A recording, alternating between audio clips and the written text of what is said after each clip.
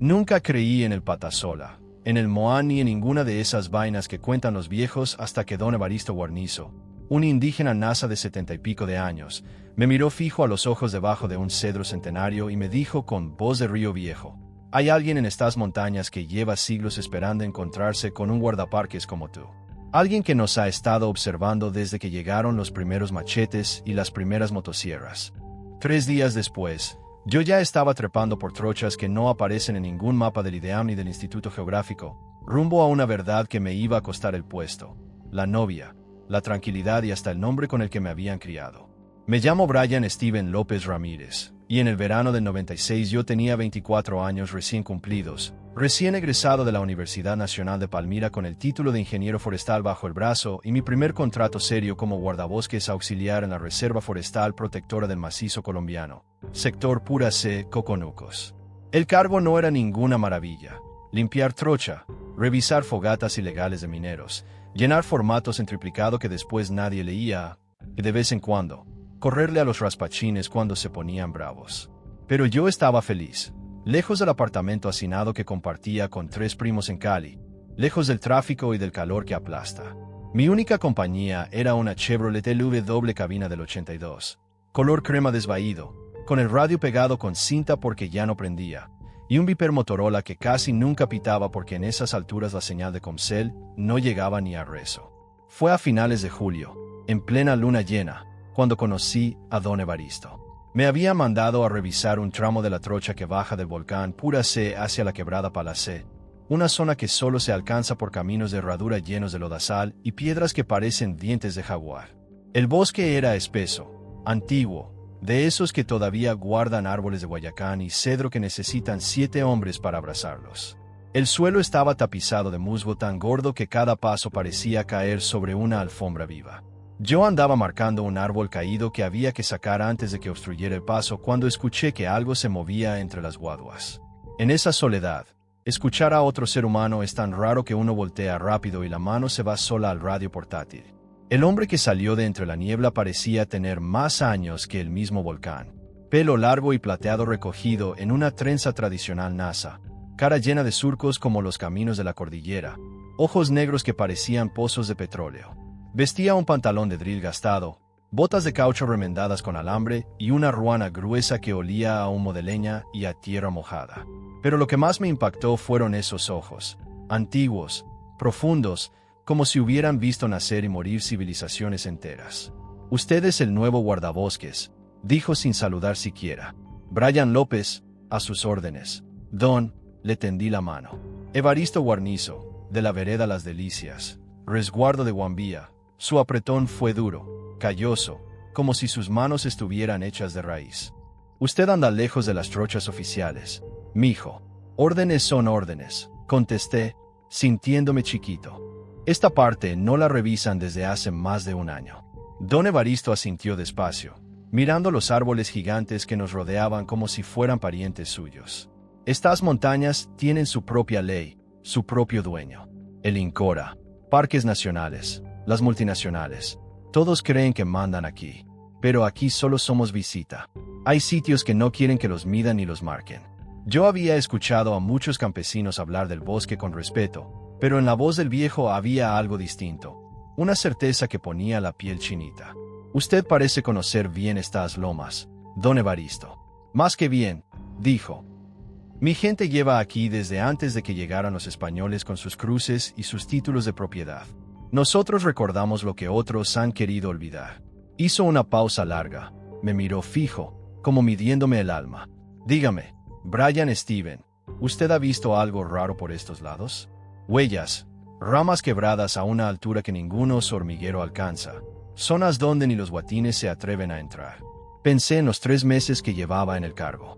Si había visto cosas, ramas partidas a más de 3 metros del suelo, pisadas casi humanas pero del tamaño de una totuma, claros en el bosque donde no cantaba ni un solo pájaro.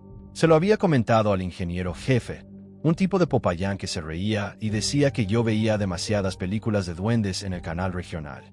«Algo he visto que no cuadra, don», admití.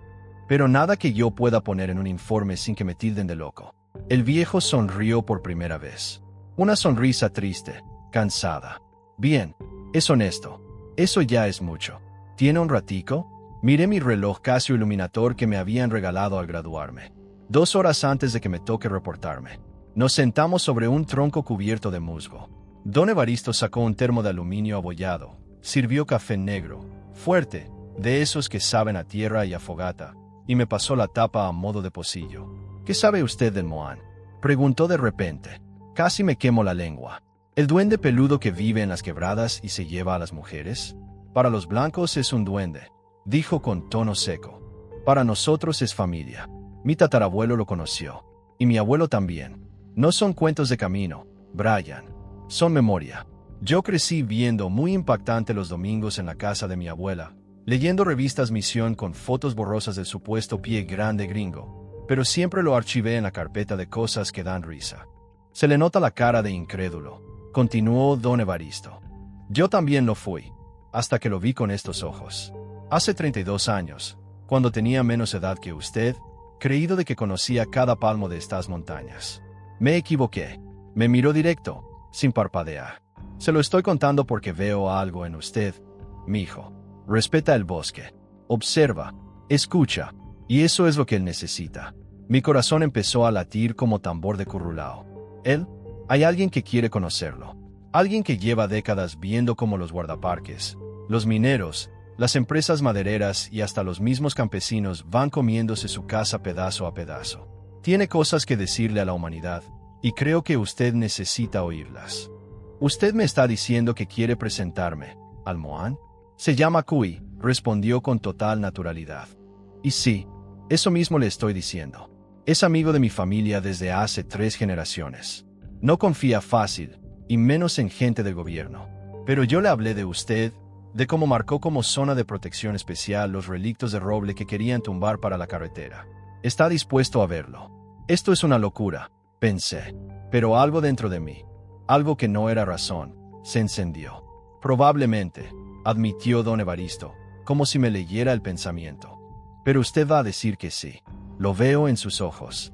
Esa curiosidad que lo trajo hasta aquí en vez de quedarse en una oficina con aire acondicionado en Cali. Me dio rabia que tuviera razón. ¿Y por qué yo? ¿Por qué no un científico de la Universidad del Cauca que pueda grabarlo todo? Don Evaristo soltó una carcajada seca que retumbó entre los árboles. Porque Kui no quiere salir en National Geographic ni terminar en un laboratorio. Quiere hablar con alguien que tal vez pueda escuchar de verdad. Alguien lo suficientemente joven como para no repetir los mismos errores que los mayores. Terminé el café. Mi cerebro gritaba que era una broma, que me devolviera a la trocha y olvidara todo. Pero el otro Brian, el que se levantaba a las 4 de la mañana para ver amanecer en el Farallones, ese no podía decir que no. ¿Cuándo? Pregunté, y me sorprendí de escuchar mi propia voz. El sábado, a las 4:30 de la mañana en el desvío de la carretera vieja que baja de Paletará, la que está cerrada con cadena desde el 89. Traiga agua, comida para todo el día y botas que resistan el lodo. Es caminata larga. ¿Y para documentar? Tengo una cámara Kodak desechable.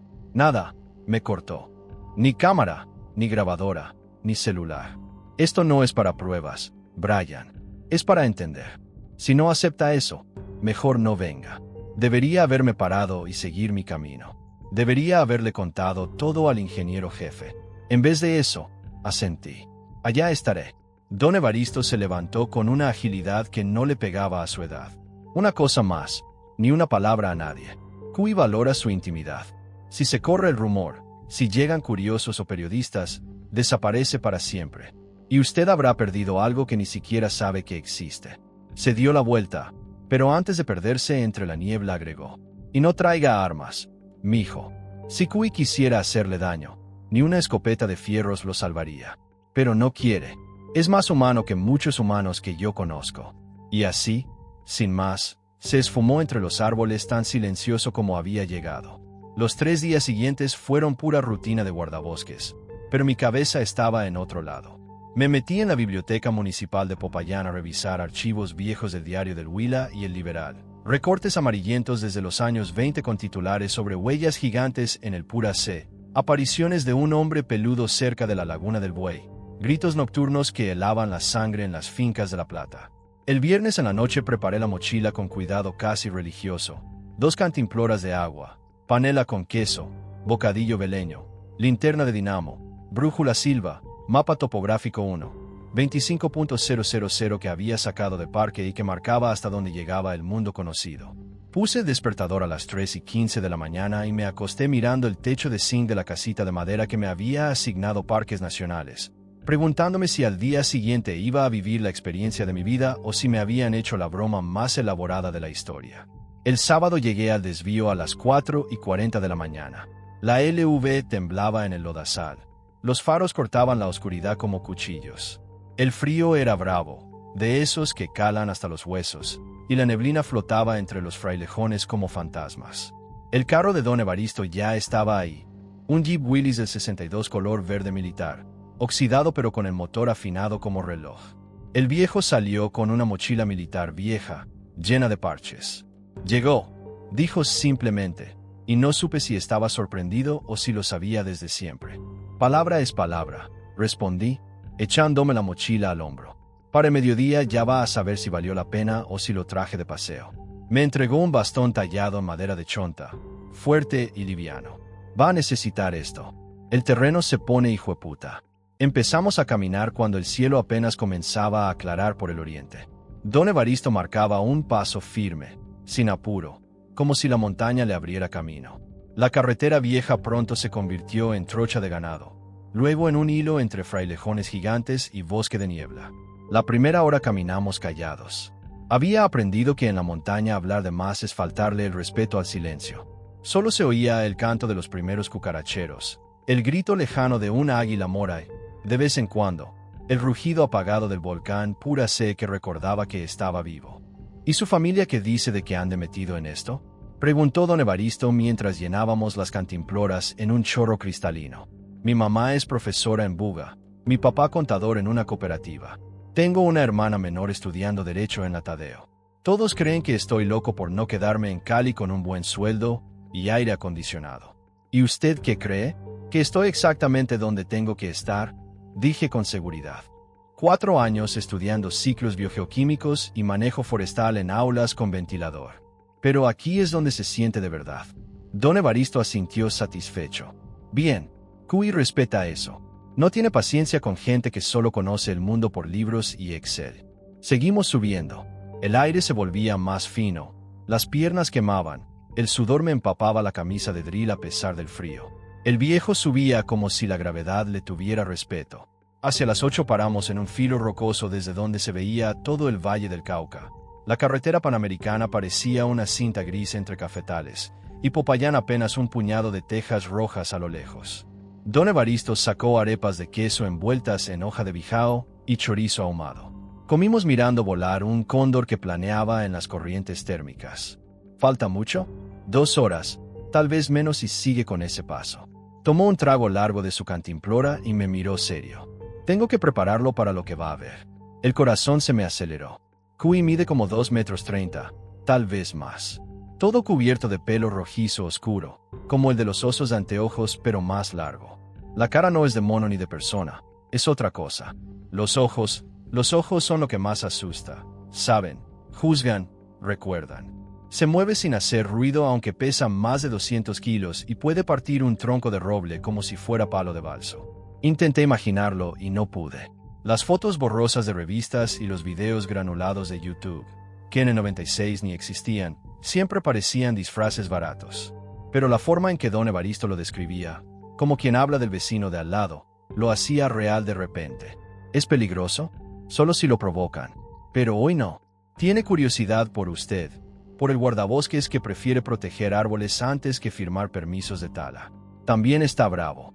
Bravo por las retroexcavadoras, por los varequeros que envenenan los ríos, por la forma en que su especie trata la tierra. Esa rabia se le va a notar. No se lo tome personal, pero tampoco lo ignore. Seguimos subiendo. El bosque cambió. Los cedros y encenillos dieron paso a romerones y mortiños. El suelo se llenó de musgo sphagnum que parecía esponja. Estábamos en zonas que ni los biólogos de parques nacionales habían pisado en años. En un punto don Evaristo se detuvo y señaló el suelo. Ahí, en un parche de barro junto a un ojo de agua, había una huella. Enorme, más de 40 centímetros de largo, con 5 dedos claros, la planta ancha. Estaba fresca, Quizás de esa misma madrugada. Él sabe que venimos, dijo el viejo. Nos ha estado siguiendo desde que dejamos el carro. Un escalofrío me recorrió la espalda. Me agaché a mirar. La profundidad de la huella hablaba de un peso brutal, y la distancia entre una pisada y la siguiente era de casi 2 metros. ¿Cuántos habrá por aquí? En todo el macizo, unos 30 o 40, dispersos.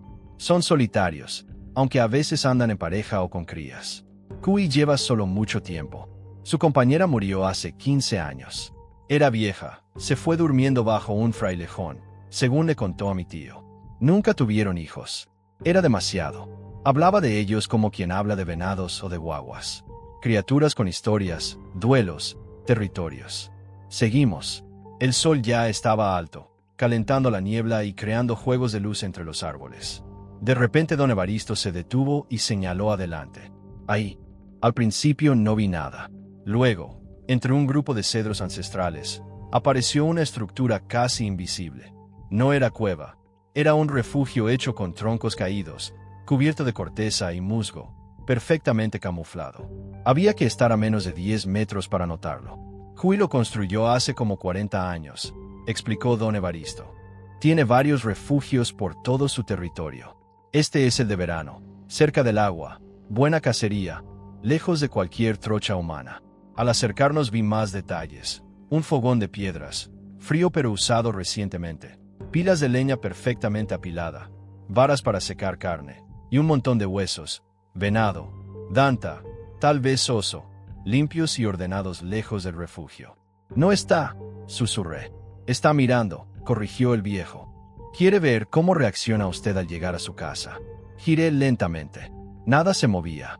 Solo el viento entre los frailejones y el rumor lejano de la cascada. Pero sentí la mirada. Pesada, inteligente, evaluando. «Kui», gritó don Evaristo con voz potente. «Aquí traje al joven guardabosques como te prometí. Brian Steven López. Vino en paz y con respeto. Silencio. Un silencio tan denso que dolía. Entonces lo escuché. Un sonido que nunca olvidaré. Empezó grave, casi por debajo del rango humano, y subió hasta convertirse en un llamado profundo, resonante, que hizo vibrar las costillas. No era rugido de jaguar, no era grito de mono aullador. Era algo distinto, algo que ninguna grabadora ha capturado jamás. Y entonces apareció. Kui salió de detrás de un cedro gigantesco a unos 15 metros. Se me cortó la respiración. Era inmenso, más alto que cualquier jugador de baloncesto, con hombros que parecían hechos para cargar montañas. El pelo rojizo brillaba con la luz del sol como si estuviera hecho de cobre. Los brazos largos, las manos enormes. Pero la cara era lo imposible. No era gorila, no era humano, era otra cosa. La frente pronunciada, la nariz ancha y aplastada, la mandíbula poderosa. Y los ojos. Dios mío, los ojos. Marrones profundos, llenos de una inteligencia antigua que te atravesaba el alma. «Hola, Kui», dijo don Evaristo con calma, como quien saluda a un compadre de toda la vida. Los ojos de gigante se posaron en el viejo con algo que parecía cariño. Luego se clavaron en mí. Y supe, en ese instante, que todo lo que creía saber sobre el mundo acababa de hacerse pedazos. Kui giró por fin toda su atención hacia mí y habló. Su voz era un trueno bajo que retumbaba en el pecho, grave como el río Páez en creciente, y cuando formó palabras en español, un español lento, antiguo, con un acento que parecía venir de antes de los españoles, cada sílaba pesaba. «Tú eres el que marca los árboles», dijo, «el que trata de detener los machetes y las motosierras». Encontré la voz, aunque me salió temblorosa, como cuando uno habla a la iglesia y siente que lo están mirando desde arriba. «Sí, soy guardabosques. Intento cuidar las partes que todavía sirven, las que no se pueden perder». «Servir», repitió Kui, y la palabra sonó amarga, como guayusa quemada. «Para ustedes servir es un pedacito que salvan mientras devoran todo lo demás». Se acercó. Olía a tierra removida después de la lluvia, a cedro recién cortado, a algo más fuerte, más animal, pero no apestaba. Era olor de monte vivo. Me rodeó despacio. Sentí su mirada en la nuca y todos los pelos se me pararon como si estuviera frente a un tigre. La sangre me gritaba que corriera, que cualquier animal huye cuando lo miran así. «Eres joven», dijo cuando volvió a estar frente a mí. Joven todavía para aprender. Para entender. Señaló su refugio con un brazo que parecía tronco de ceiba. Siéntense. Vamos a hablar. El viejo Evaristo habló bien de ti. Si no, no estarías aquí. Pero las palabras son viento. Yo voy a juzgar lo que hagas cuando bajes de esta montaña. Nos sentamos en troncos puestos alrededor del fogón apagado. Kui se quedó de pie, gigantesco, y no era solo el tamaño, era la presencia, como si el aire se hiciera más denso a su alrededor. He vivido 73 vueltas de sus calendarios en estas cordilleras, empezó, y su español se volvía más fluido mientras hablaba. He visto a los humanos multiplicarse como plaga de langosta. Cuando yo era muchacho, los únicos que pasaban por aquí eran los Nasa, los Yanacona, los Misak. Venían callados, cogían lo justo, dejaban pago de tabaco y de chicha. Había respeto, había pacto. Hizo una pausa larga. Sus ojos se perdieron entre los frailejones, como si estuviera viendo siglos pasar. Después llegaron los otros, con máquinas que rugen y escupen humo negro. Tumbaron los cedros abuelos que tenían más años que todas sus ciudades juntas. Abrieron carreteras donde nunca debió haber camino. Ahuyentaron los venados, las dantas, los osos. Envenenaron los ríos con mercurio y cianuro. Escuchaba sin poder despegar la mirada. El dolor en su voz era más grande que cualquier especie. Era el dolor de quien ve su casa quemarse pedazo a pedazo. He observado a tus guardaparques, continuó, y ahora me miró como si me clavara al suelo. Ponen letreros que dicen protegido y al mismo tiempo firman permisos para que entren las retroexcavadoras. Hacen leyes, pero siempre hay una excepción para el que paga más. No es tan sencillo, empecé. Un gruñido bajo, profundo, me cortó la frase. Era como si la montaña misma me regañara. Es exactamente así de sencillo, dijo. Ustedes lo complican para poder dormir tranquilos. Complicado significa que pueden seguir destruyendo y decir, yo solo cumplo órdenes. Se agachó hasta quedar a la altura de mis ojos. Su cara llenó todo mi mundo. Te voy a decir lo que he aprendido de los humanos. Brian Steven López. Escucha bien, porque esta verdad pesa. Asentí. La garganta se me había cerrado. Su especie es capaz de cosas hermosas, dijo más bajo. He escuchado sus currulaos en las fiestas de enero. He visto a las abuelas Nasa hacer rituales que le hablan a la tierra y ella responde. He visto madres cargar a sus hijos con un amor que ningún animal supera. Tienen la capacidad de ser sabios, de saber que son solo una hebra más en la gran manta de la vida. Su cara se endureció, pero también tienen una enfermedad, un hambre que nunca se sacia. Cogen más de lo que necesitan, siempre más. Se reproducen y se esparcen como moho sobre el pan. Y se cuentan cuentos, progreso, desarrollo, civilización, para no sentirse culpables mientras matan. Se levantó otra vez. La luz del sol se quebraba en su pelo rojizo. Lo que me aterra no son sus armas ni sus máquinas. Lo que me aterra es su ceguera. No ve lo que destruyen hasta que ya no está, y entonces lloran. Pero ya es tarde. Las palabras quedaron flotando, pesadas como plomo. Yo mismo había visto los claros pelados en el macizo, los ríos color óxido por la minería, los bosques ancestrales convertidos en potreros. Siempre me decía que era manejo sostenible, tala selectiva. De repente, esas excusas sonaban a mierda. ¿Por qué me cuentas todo esto? Pregunté. ¿Qué quieres que haga yo? Kui miró a don Evaristo, luego a mí. El viejo dice que tú eres distinto. ¿Qué te importa? Ojalá tenga razón, porque a mi gente se nos están acabando los escondites. En 20, 30 años, estas montañas serán muy pequeñas para nosotros. Tendremos que escoger, salir al mundo y enfrentar lo que ustedes hagan con nosotros, o desaparecer como humo. Fue hasta su refugio y volvió con algo en las manos. Un cuenco tallado en cedro, perfecto, suave. Lo llenó de agua de un odre de cuero de venado y me lo ofreció. Bebe, comparte agua conmigo y sabe que te estoy confiando el secreto más grande que tenemos. No me hagas arrepentirme. Tomé el cuenco con las manos temblando. El agua era fría, pura, sabía a nieve de nevado y a resina. Bebí, se lo devolví. Él bebió después y se lo pasó a don Evaristo. Ahora sí, dijo sentándose frente a nosotros. Ahora hablamos de verdad. Y tú vas a aprender lo que significa vivir en equilibrio, lo que su especie olvidó hace mucho. Tal vez, solo tal vez, recuerdes. El sol de la tarde se colaba entre las copas y dibujaba sombras que bailaban sobre el refugio. Llevábamos más de una hora ahí y el miedo inicial se había convertido en otra cosa, una reverencia que no cabe en palabras. Kui sacó carne seca, venado, creo, y la compartimos. Comer juntos se sentía sagrado, como cuando uno recibe la hostia en misa de pueblo. «Tienes preguntas que te queman la lengua», dijo de pronto, y sonó casi divertido. «Pregunta». Tenía miles, pero empecé por la más grande. ¿Cuántos son? No solo aquí, en todo el mundo. Kui ladeó la cabeza, pensándolo. En todo el planeta, quizá 300, quizá menos ya. No nos juntamos, no nos contamos como ustedes. Somos solitarios. Nos encontramos para aparearnos, para marcar territorio, pero casi siempre andamos solos. Es poquísimo, dije, sintiendo que se me caía el mundo. Están en peligro crítico de extinción.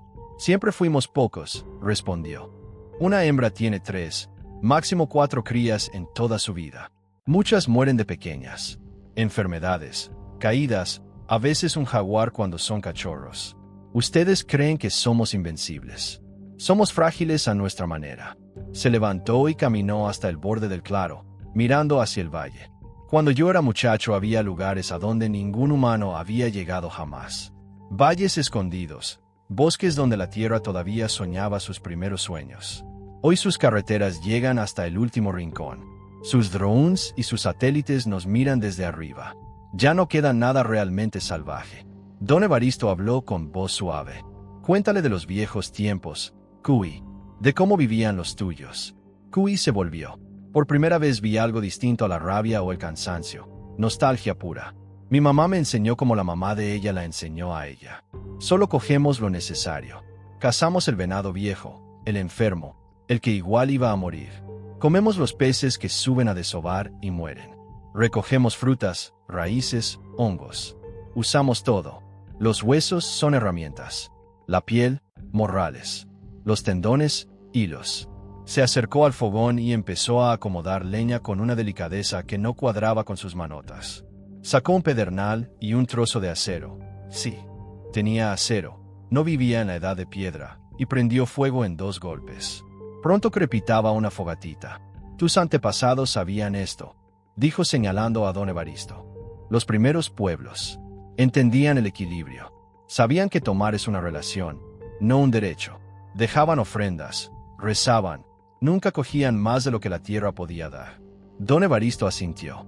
Mi abuelo decía que los primeros Nasa fuimos enseñados por los guardianes del monte, que ellos nos mostraron cómo vivir aquí sin destruir.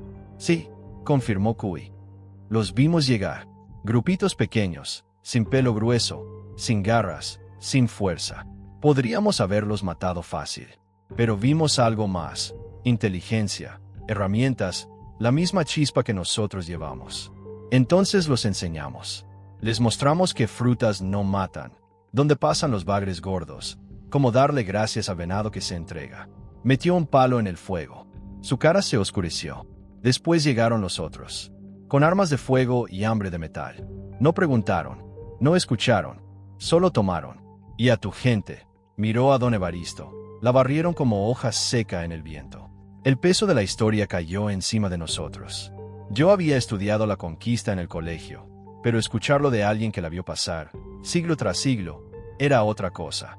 Lo siento, dije, sabiendo que mis palabras no alcanzaban. Kui me miró largo rato. Tu dolor es sincero, pero no cambia nada. Los árboles siguen cayendo. Las retros siguen rugiendo. Tus jefes siguen firmando permisos. Se acercó más. Sus ojos ardían. Pero tú eres joven todavía para escoger distinto. Por eso te trajeron aquí. No para que pidas perdón, sino para que hagas algo. ¿Qué puedo hacer yo? Soy guardabosques auxiliar. Apenas me dejan decidir que trocha barro. Las acciones pequeñas crecen, dijo. Como la semilla que se vuelve ceiba. Tú marcas zonas protegidas, marca más. Escribes informes, escribe la verdad. Tienes voz, úsala. Hizo una pausa. Y guarda nuestro secreto. Si el gobierno sabe que existimos, nos cazan, nos encierran, nos convierten en bichos de laboratorio o en armas. ¿Ya ha pasado? Pregunté. ¿Han capturado a alguno de los tuyos? Su cara se cerró como puerta de tambo. No hablo de eso. Hay historias que no me pertenecen. Solo te digo, aprendimos a escondernos bien porque tenemos que hacerlo. Ser descubiertos es morir, de una forma u otra. Se levantó de golpe. Ven, te voy a mostrar algo. Lo seguimos por entre el bosque. El terreno se puso bravo, raíces, lodazales, guadua que azotaba la cara. Kui se movía como si el monte le abriera paso. Ni una hoja se movía a su paso. 15 minutos después llegamos a un bosquecito de cedros gigantes, árboles tan viejos que parecían sostener el cielo. Este lugar es sagrado, dijo bajito. Mi mamá me trajo aquí de pequeño. La mamá de ella la trajo a ella. Estos árboles estaban antes de que llegaran los primeros humanos a esta tierra. Han visto glaciares cubrir la cordillera y retroceder. Han sobrevivido tormentas que derrumbarían ciudades. Son los abuelos y las abuelas del bosque. Se acercó a uno. Puso su manota en la corteza con un respeto que me hizo sentir pequeño. A este lo llamo maestro. Cuando quedé solo, cuando mi compañera murió, venía aquí y me sentaba días enteros, a veces semanas. Los árboles no hablan con palabras, pero hablan.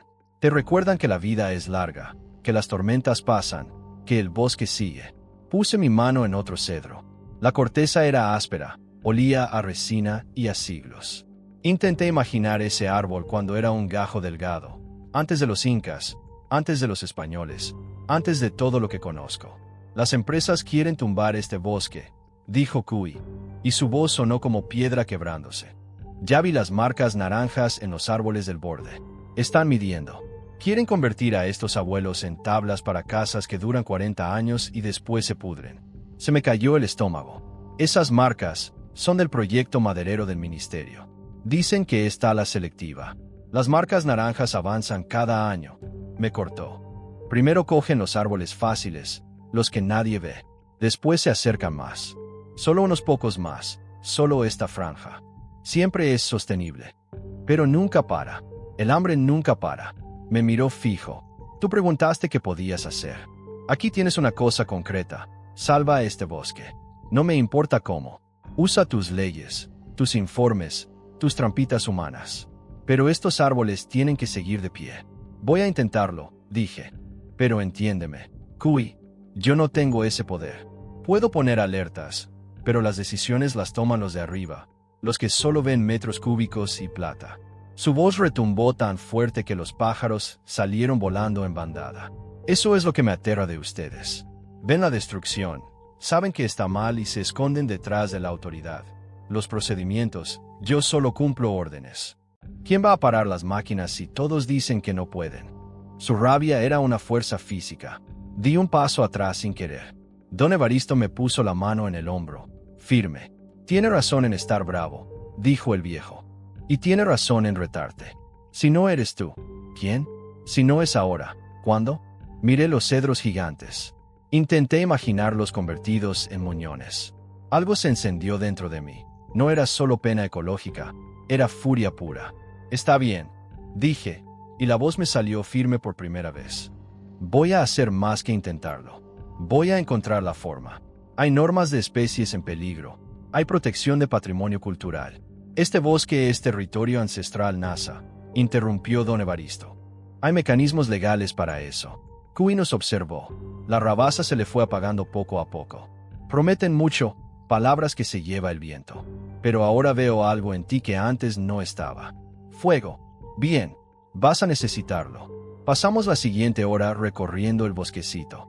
Kui me mostró cosas que nunca habría visto solo. Troncos caídos que alimentan a los nuevos árboles, redes de hongos que conectan las raíces y hacen que los cedros se hablen, se avisen del peligro, se pasen comida. Me enseñó a leer la edad del bosque en los anillos, a ver el estrés en la corteza, a entender que el bosque es un solo ser vivo. Su ciencia apenas empieza a entender lo que nosotros siempre supimos, dijo. Cuando tumban un árbol abuelo, dañan toda la red.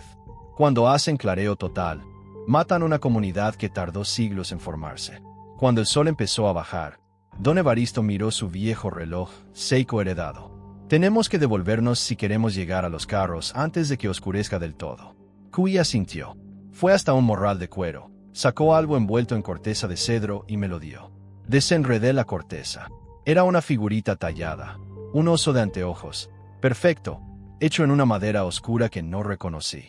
Cada pelo, cada garra, cada detalle era una obra de arte. La tallé en un invierno largo, dijo. Pensaba cambiarla con Evaristo por herramientas de metal, pero te la doy a ti, para que cuando estés sentado en tu oficina, firmando papeles y hablando por teléfono, recuerdes al oso. Recuerda que cada decisión que tomes afecta vidas que no son solo humanas. La sostuve con cuidado. Pesaba más que cualquier madera. Gracias. La voy a llevar siempre conmigo. Bien, dijo Kui. Miró al viejo. Elegiste bien, amigo. Este tal vez marque diferencia, o tal vez fracase como todos los que juraron ayudar antes. El tiempo dirá. Don Evaristo sonrió. Este no va a fallar. Lo siento en los huesos. Kui se me acercó una última vez. Tan cerca, su presencia era abrumadora. El olor a monte, el calor que salía de su cuerpo, la realidad brutal de su existencia. Puso una mano enorme en mi hombro. Sentí la fuerza que podía destrozarme sin esfuerzo. La verdad terrible de los humanos, dijo en voz baja, casi un susurro que retumbó en mi alma, es que podrían salvar este mundo. Tienen la inteligencia, las herramientas, los números. Podrían escoger distinto, pero no lo hacen. Ven el barranco al frente. Ven que corren hacia él. Y siguen corriendo. Eso es lo que me aterra. No que no puedan cambiar, sino que no quieran. Quitó la mano y retrocedió. Demuestra que me equivoco, Brian Steven López. Muéstrame que un solo humano puede recordar cómo vivir en equilibrio. Porque si su especie no cambia, si nos lleva a la extinción y destruye estos bosques y envenena sus propios nidos, entonces ustedes nos seguirán al silencio. Y no quedará nadie para llorar a ninguno de los dos pueblos. Dio media vuelta y se metió entre los árboles. En segundos, a pesar de su tamaño, desapareció. Solo se movieron unas ramas, como si la montaña se lo hubiera tragado. Don Evaristo y yo nos quedamos callados un rato largo. El peso de sus palabras caía encima como lluvia fría. Intenso el encuentro, dije al fin, con la voz todavía temblando. No está equivocado, respondió el viejo simplemente. En nada. Vamos. Tenemos caminata larga y tú tienes mucho en qué pensar. Bajamos casi en silencio. Pero era otro silencio, ya no era el de la mañana. Mi cabeza era un remolino. Metía la mano al bolsillo cada 2 por 3 para tocar el oso tallado, para asegurarme de que no había sido un sueño, de que todo eso había pasado de verdad. El bosque ya no era el mismo. Estaba más vivo, más conectado, más sagrado. Había llegado como escéptico buscando pruebas. Me iba como testigo de algo que no se puede probar, pero que tampoco se puede negar. Y cargaba una responsabilidad más pesada que cualquier mochila. Llegamos a los carros cuando el último rayo de sol se moría detrás del nevado del Huila. El cielo estaba violeta y naranja, y las primeras estrellas asomaban. Don Evaristo se apoyó en el jeep, cansado pero satisfecho. Entonces, preguntó, ¿ahora sí crees? No sé qué creo todavía, contesté con honestidad. Sé lo que vi, sé lo que sentí, pero aceptar que todo lo que me enseñaron del mundo estaba incompleto, eso va a tomar tiempo. El viejo asintió. Mi abuelo decía, la verdad no necesita que tú creas en ella. Ella simplemente es. Sacó el termo, sirvió el último café frío en la tapa y me lo pasó. ¿Y qué vas a hacer? Tomé un sorbo. Estaba amargo, pero me calentó el alma. Voy a cumplir lo que prometí. Voy a encontrar la forma de salvar ese bosque de cedros. Y voy a guardar su secreto. Bien, dijo don Evaristo. Pero te advierto, una vez que empieces a jalar de este hilo, la cosa se va a complicar. Y así termina la historia, por ahora. Las empresas madereras tienen abogados, lobistas, políticos comprados, hasta gobernadores que les deben favores. Tu jefe seguro está recibiendo presión de arriba para que aprueben los permisos rápido, para que cumplan metas de madera. Vas a encontrar resistencia brava, mijo. Lo sé, le respondía don Evaristo mientras la noche se tragaba la cordillera. Pero Kui tiene razón. Si no soy yo, ¿quién? No puedo volver a llenar formatos como si no supiera lo que sé. El viejo sonrió en la oscuridad. La luz de la luna le brillaba en la trenza plateada. Me recuerdas a mí cuando tenía tu edad. Bravo con la injusticia, listo para pelear contra el mundo entero si hacía falta. Hizo una pausa larga, como quien mide las palabras. Solo recuerda, esto es una maratón, no un sprint. No te quemes en el primer kilómetro. Nos despedimos con un abrazo fuerte, de esos que huelen a sudor de monte y a tabaco. Subí a la LV y manejé los 40 minutos de regreso a la casita de madera que me asignó Parques Nacionales en la vereda de Paletara. Todo el camino repetí en la cabeza la cara de Kui, su voz grave, sus manos enormes sobre la corteza del cedro abuelo, el terror y la sabiduría antigua en sus ojos, la verdad terrible que me había clavado en el pecho, que los humanos vemos el barranco y seguimos corriendo. Llegué casi a las 9 de la noche. Estaba muerto de cansancio, pero sabía que no iba a poder dormir. Me senté en la mesa de la cocina con un cuaderno Norma y un esfero Bic y empecé a escribir todo mientras todavía estaba fresco. Las palabras salían como río en creciente. La descripción de Kui, su refugio, el bosque sagrado de cedros, cada detalle que podía recordar. Me tomó casi 2 horas. Quedé con 15 hojas escritas por delante y por detrás. Miré el cuaderno como si fuera dinamita. ¿Lo escondía? ¿Lo quemaba? Al final lo guardé debajo de una tabla suelta del piso, debajo de mi cama. Dramático, sí, pero eran notas que nadie más podía encontrar. Luego puse el oso tallado sobre el escritorio, justo donde lo pudiera ver desde la cama. Dormí al fin, pero soñé con cedros gigantes cayendo, con el ruido de las motosierras, con una figura rojiza que me miraba desde la oscuridad con ojos tristes y sabios. Pero mientras escribía, no dejaba de pensar en lo que dijo Kui, que los humanos vemos el barranco y seguimos corriendo, que podemos cambiar y no queremos. ¿Era yo distinto? Estaba redactando un informe que probablemente archivarían y olvidarían. Estaba siguiendo procedimientos diseñados para simular protección mientras todo seguía igual. A medianoche dejé de escribir y saqué el oso tallado. Miré las 73 rayitas. Pensé en Kui solo en su refugio, tallando esa pieza durante un invierno entero, preparándola para cambiarla por herramientas, y luego regalándomela como una esperanza desesperada. Pensé en el bosque sagrado, en el cedro maestro, en la red subterránea que morirá en minutos cuando entre las motosierras. Y pensé en la pregunta de Kui: ¿quién va a parar las máquinas si todos dicen que no pueden? Guardé el documento, apagué la máquina y tomé una decisión. Si iba a entregar el informe por los canales oficiales, pero también iba a hacer más. Iba a contactar ONG ambientales, periodistas, cualquiera que quisiera escuchar. Si el sistema no iba a proteger el bosque, yo encontraría gente que sí lo hiciera. Era arriesgado. Probablemente me costaría el puesto. Pero Kui llevaba 73 años viendo humanos que no actuaban. Yo no iba a ser uno más que veía el barranco y seguía corriendo. Puse el oso en el escritorio, bien visible, testigo mudo de mi compromiso. Saqué mi agenda personal y empecé a hacer una lista de números para llamar. La maratón había comenzado. El viernes entregué el informe. Jairo lo recibió sin comentario, cara de póker, y me dijo que lo subiría al director regional. No esperé respuesta. Esa misma tarde manejé hasta Pasto y me reuní con gente de la Fundación Nativa y de la Red de Reservas Naturales de la sociedad civil. Les mostré todo menos la existencia de Kui. Lo presenté como un tema ambiental y de patrimonio cultural, que era verdad, solo que incompleta. La abogada, una pastusa dura llamada Daniela Erazo, revisó mis documentos con ojos que brillaban. Esto está sólido, Brian. Muy sólido. ¿Por qué no lo manejaron por dentro de Parques Nacionales? Porque no confío en el proceso, dije sin rodeos. La empresa tiene demasiado poder. Mi jefe me dijo clarito que me echara para atrás. Daniela intercambió miradas con su compañero, un biólogo mayor llamado Don Libardo. Ya hemos chocado con el DMI antes, dijo él. Son agresivos, tienen plata y amigos en altos puestos. Si entramos en esto, se va a poner feo. Lo sé, respondí. Pero esos cedros llevan 1000 años de pie. Merecen que alguien pelee por ellos. Daniela sonrió. Listo, doctor López. Tiene aliados.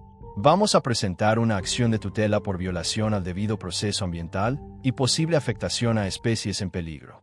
No los para siempre, pero nos da tiempo. Regresé al macizo esa noche entre aliviado y aterrado. Había puesto en marcha algo que ya no podía controlar. La siguiente semana todo explotó. El martes en la mañana la fundación presentó la tutela. El martes en la tarde ya estaba en El Tiempo y en El Liberal.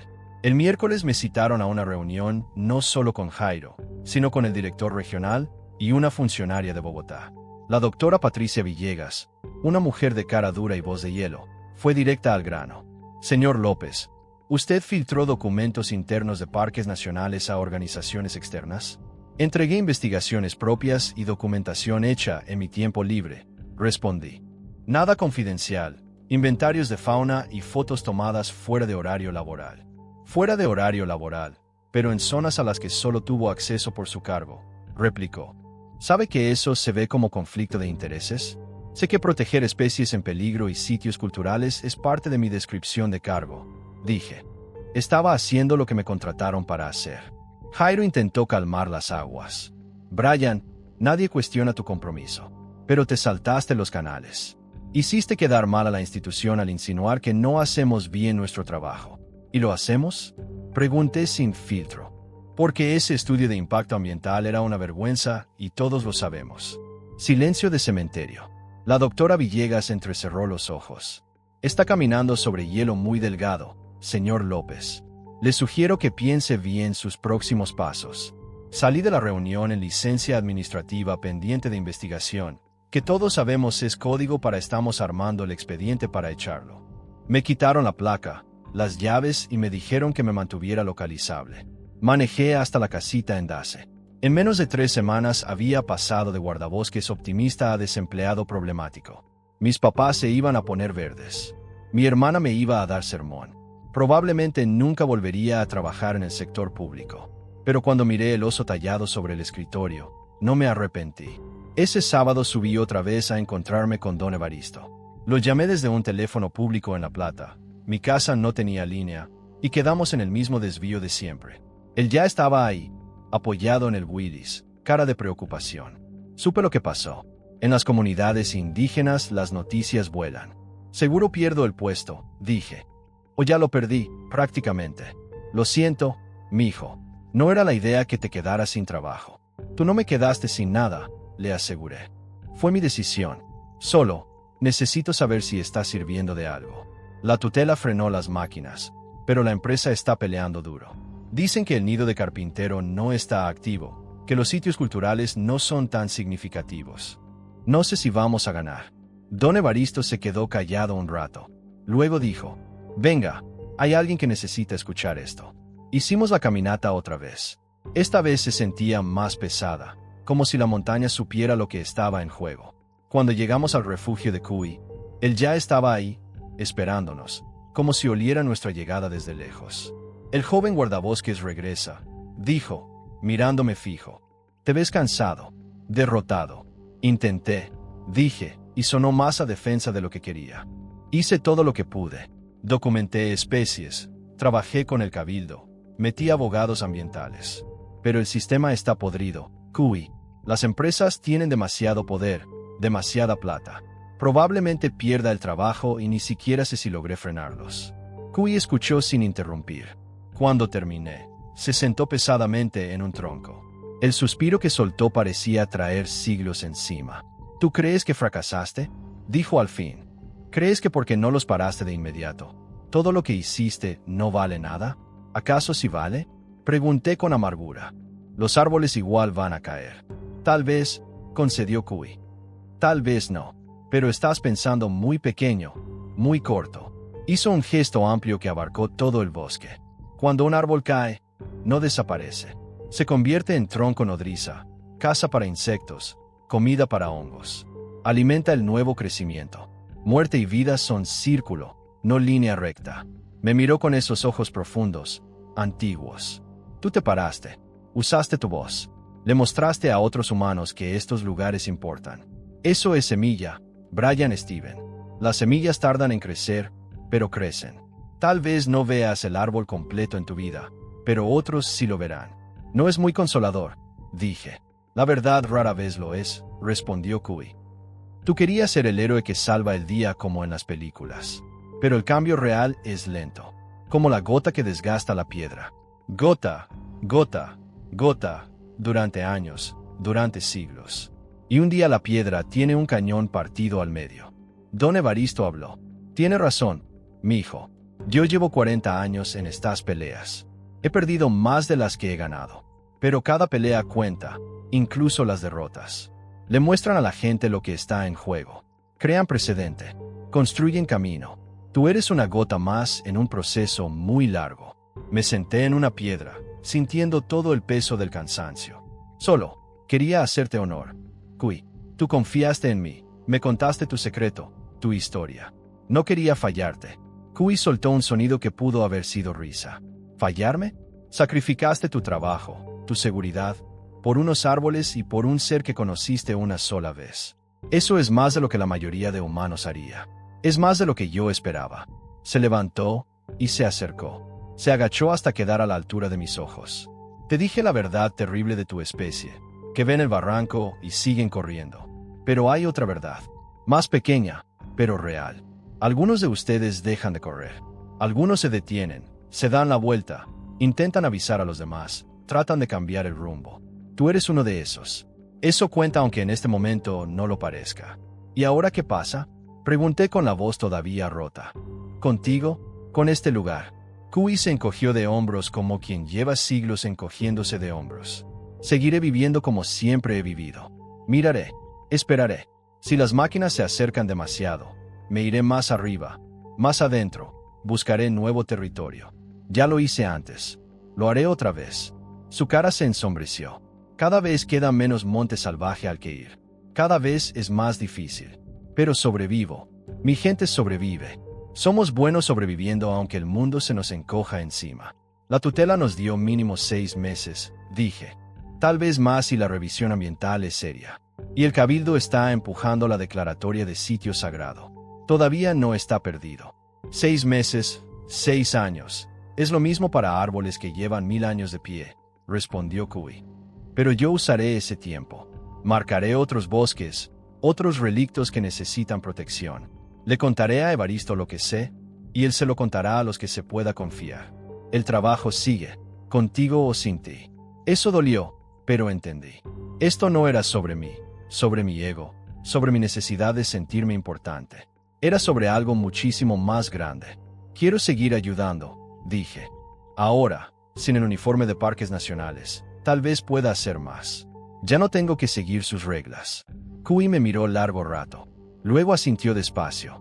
Bien, entonces te enseñaré más. No hoy. Hoy estás cansado, herido, bravo. Pero volverás y te mostraré otros lugares que necesitan guardianes.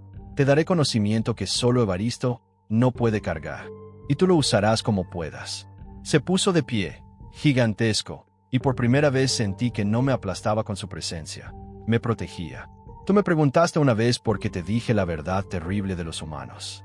Ahora te respondo, porque las verdades terribles tienen que decirse, porque las mentiras cómodas son las que dejan seguir la destrucción. Si te muestro el barranco, tal vez, solo tal vez, tú no corras hacia él. Tal vez ayudes a que otros lo vean también. ¿Y si ya es demasiado tarde? Pregunté bajito. Si ya cruzamos el punto sin retorno, tal vez sí, admitió Kui. Tal vez en 50 años mi gente ya no exista. Tal vez estos bosques sean parqueaderos y centros comerciales. Tal vez los ríos se queden sin bagres y los carpinteros se callen y los cedros abuelos solo queden en fotos.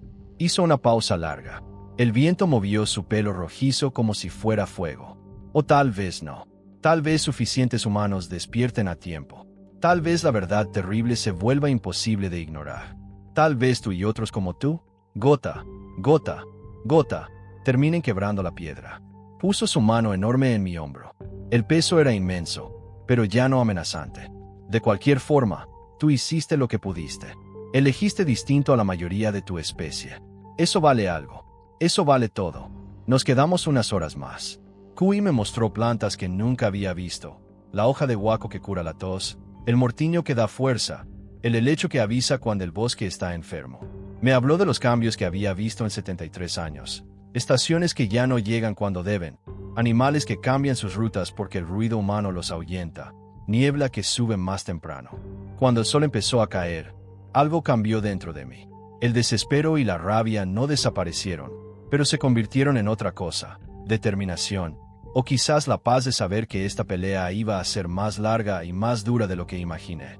Al despedirnos, Kui nos acompañó hasta el límite de su territorio. Una cosa más, dijo, metiendo la mano en su morral de cuero. Sacó otra talla. Esta vez era un cedro en miniatura. Perfecto. Cada rama, cada grieta de la corteza tallada con paciencia infinita. Para recordar, me lo entregó. Lleva celoso por el coraje. Lleva el cedro por la memoria. Recuerda por qué peleas. Recuerda que es más grande que tú, más grande que yo, más grande que cualquier criatura o momento. Lo tomé con las manos temblando. Se me cerró la garganta. Gracias, Kui, por todo, por confiar en mí, por enseñarme, por no haber perdido la fe en la humanidad del todo. No la he perdido, dijo.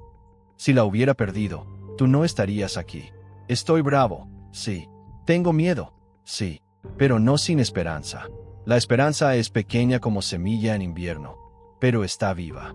Mientras bajábamos con don Evaristo, la luz del atardecer se colaba entre los frailejones y pintaba todo de oro viejo. Pensé en todo lo que había pasado.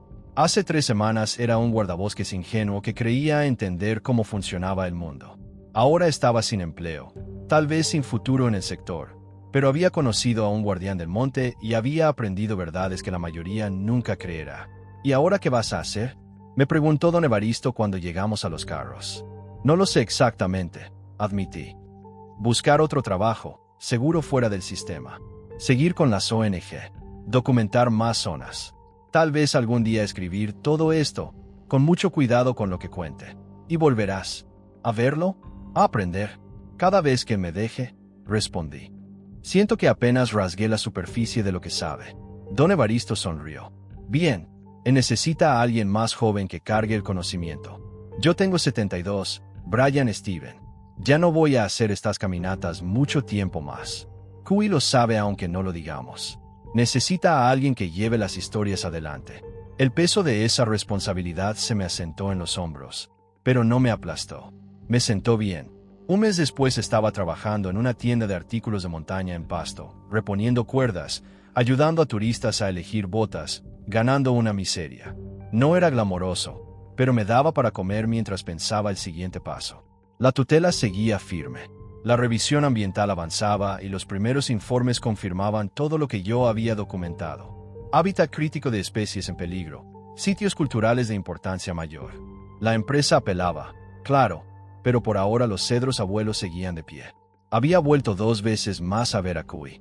Me mostró 3 bosques más que necesitaban protección, 2 refugios abandonados que marcaban el territorio que su gente había perdido, y me contó historias de otros como el que había conocido en décadas pasadas. Cada visita reforzaba lo que me había dicho. Su gente no desaparecía con cacerías espectaculares, sino en silencio. Muy pocas crías, muy poco monte salvaje, demasiada presión humana.